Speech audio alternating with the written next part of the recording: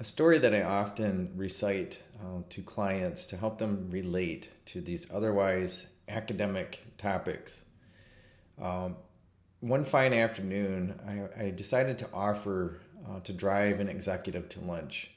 This particular executive was struggling with the theory, with the math behind everything that we were teaching pertaining to matching supply with demand, to understanding the organization's capacity to deliver, and seeing and believing the throughput rate, the effects of cost of delay, queuing theory in manufacturing terms, helping them to understand all of this. It wasn't working in the intangible metric space. So I came up with a solution one afternoon. I took them out to lunch. I insisted that they let me drive.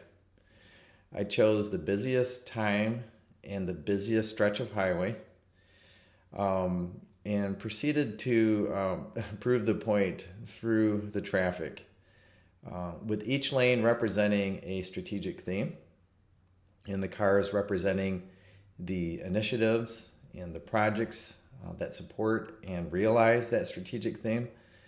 I proceeded to switch lanes. Without looking, I would just change lanes. And I didn't say anything at first, and the executive got pretty anxious, a little bit frustrated at times. And after a couple minutes or so of that, they asked why I was in such a hurry, why I couldn't keep my mind about staying in one lane. What's wrong with you? You're a bad driver, it seems. This person was fairly direct with me. And I asked them, no, I'm actually trying to prove a point. If you would look out our rear window, that represents your time horizon, that which you can see. We use the past to kind of assess the future. We should be scanning the entire horizon around us to understand the effects that we have on the entire planning system.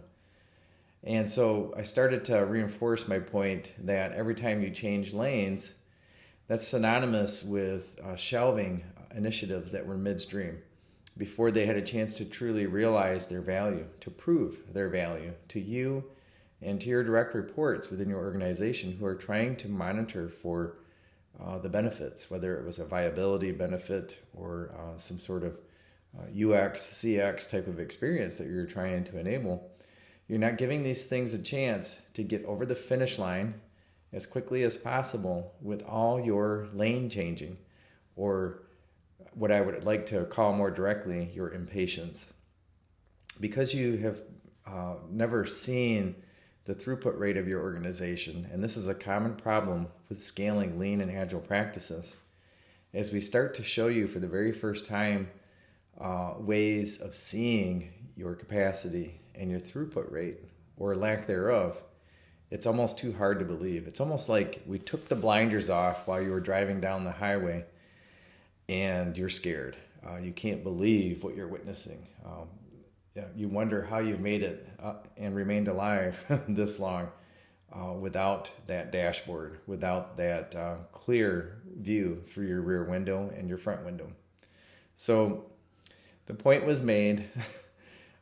He was a little bit frustrated with me at first, but he ended up smiling throughout lunch and told me that the tactic was highly effective.